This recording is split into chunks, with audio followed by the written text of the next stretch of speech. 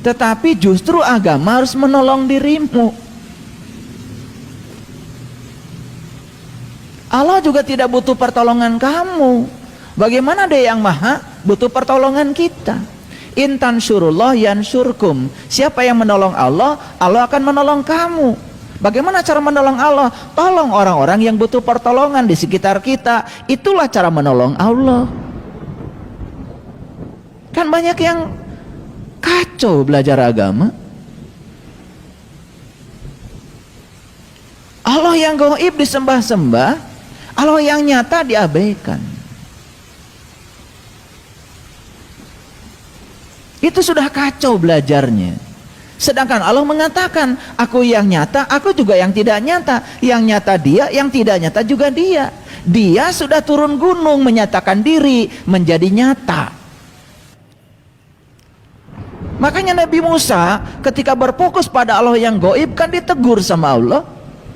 Hai Musa, kenapa ketika aku sakit kamu tidak menjenguk aku? Terkejut Musa. Bagaimana engkau bisa sakit ya Allah?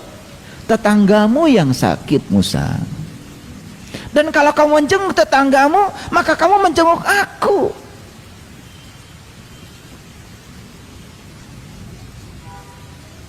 Jadi banyak orang yang berfokus ya terus saja mengejar Allah yang gaib.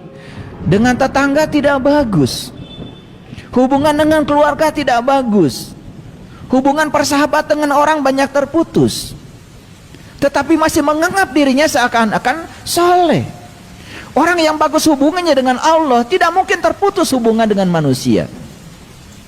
Dan ciri bahwa kita tidak bagus hubungan dengan Allah, gak beres hubungan kita dengan sesama. Itu salah satu ukuran untuk mengukur seberapa bagus hubungan kita dengan Allah, seberapa bagus hubunganmu dengan manusia. Maka Allah mengatakan di Quran, duribat alaihimudillatu aynama suqifu illa bihablim minallah wa hablim minannas. Akan aku timpakan kehinaan kepada manusia dimanapun dia berada, kecuali yang menjaga hubungan dengan Allah dan dengan manusia. Dan orang yang banyak konflik dengan manusia, kan dia masih punya konflik dengan dirinya sendiri. Habluminan nafsnya ada masalah. Habluminan nafs itu hubungan dengan diri pribadinya. Kenapa? Karena gak kenal siapa dirinya, maka dia gak kenal kepada Tuhannya. Banyak masalah hidupnya. Makanya banyak yang menawarkan solusi, tetapi solusi itu adalah masalah baru. Contoh sederhana. Kalau kita merasa diri kita kotor, datanglah kepada orang yang kita anggap pemuka agama. Apa yang mereka sarankan kepada kita? Kamu harus bertobat. Begitu kan? Apa yang kalian lakukan ketika disuruh bertobat? Sholat tobat? Baca Quran? Baca istighfar 1000 kali? Semua tidak menolong. Karena tobat sendiri asal kata taba, ya tubuh taubatan. Tobat itu kembali. Kamu kembali pada jati dirimu. Kamu kembali pada asalmu. Sadari bahwa manusia sesungguhnya bukan tubuh yang diberi jiwa, tapi jiwa yang difasilitasi oleh tubuh. Aslinya kita adalah makhluk cahaya. Aslinya kita makhluk spiritual. Aslinya kita adalah nur ala nur. Kembali pada jati dirimu. Sadari bahwa Anda dengan Tuhan itu sejenis awalnya. Bukankah diri kita ini adalah ruhku yang dititipkan Allah ke dalam diri kita? Siapa diri Anda? Gak ada ruhmu, yang ada ruhku. Bagian dari dirinya Tuhan, dari diri sejati kita. Bukankah dia juga? Jadi tobat yang sebenarnya adalah kembali kepada jati dirimu. Kenali siapa dirimu, itu yang benar. Maaf, saya bukan melecehkan baca istighfar. Baca istighfar 1000 kali. Kalau kita tidak tahu apa yang diistighfari dan kepada siapa kita istighfar, kita nggak kenal juga kepada Allah. Allah kan sudah bilang di Quran, innallaha la yaghfiru ayyushraka bih wa yaghfiru ma duna dzalika liman yasha. Sesungguhnya Allah tidak akan pernah mengampuni dosa syirik, tapi Allah sudah mengampuni dosa apapun asal jangan syirik. Dosa yang bukan syirik gak usah diurus, karena Allah Maha Pengampun. Gak usah merengek-rengek minta ampun. Jangan menghina Allah.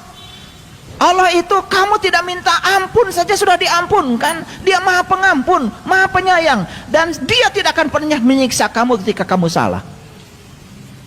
Allah bukan seperti kamu dendaman. Allah tidak seperti kamu bencian, baperan. Kamu baru baik pada sama orang yang baik pada kamu, dan kamu tidak baik sama orang yang tidak baik pada kamu. Allah tidak punya sifat itu.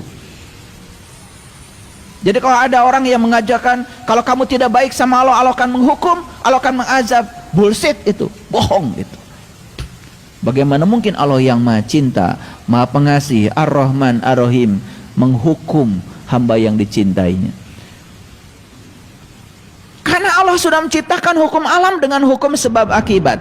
Setiap kita melakukan satu kesalahan, maka alam akan menegur kita. Dan itu hanya teguran, bukan hukuman.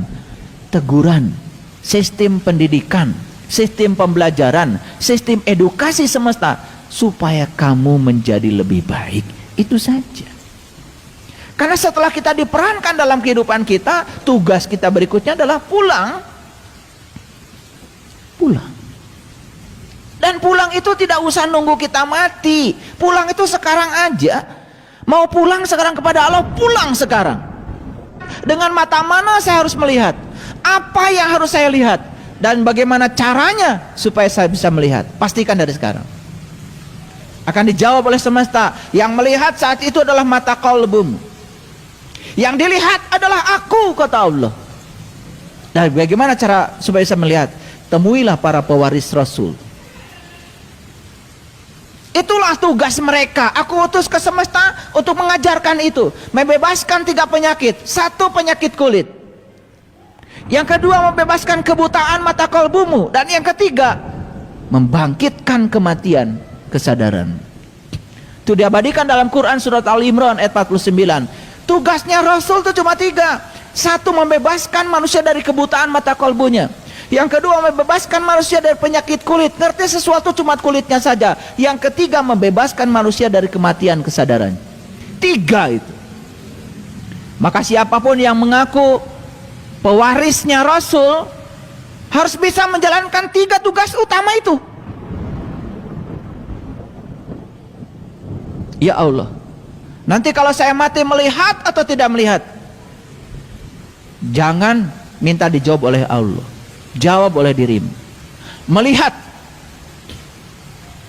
Dengan mata mana ya Allah saya melihat? Dengan mata kalbu. Buka sekarang. Bagaimana caranya? Temuilah para pewaris ilmunya Rasul. Al ulama warasatul anbiya. Jangan cari orang-orang yang pura-pura iman, padahal dia bukan orang beriman. Jangan cari orang yang pura-pura Islam, padahal dia belum merasakan rasanya Islam. Lihat di Quran, bagaimana Nabi Musa mengoli iman. Ya Allah Tuhanku, nampakkanlah diri Engkau kepadaku agar aku dapat melihatmu.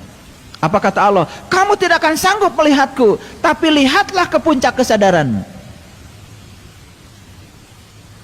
Tatkala Allah bertajalli di puncak kesadarannya Musa, saat itu Musa tersungkur, bahkan pingsan, mengalami fana billah. Di situ Musa mengatakan, qala subhanaka tubtu ilaika wa ana awalul mu'minin. Maksudnya Engkau ya Allah, aku bertobat kepada Engkau. Inilah awal aku beriman.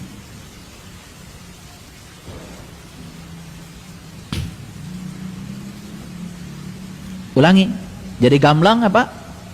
Jelas dan mudah dimengerti. Oleh siapa? Oleh dirimu sendiri. Jadi kalau ditanya oleh saya, bagaimana masa depan ruhanimu? Jelas dan mudah dimengerti. Karena sekarang sudah jelas.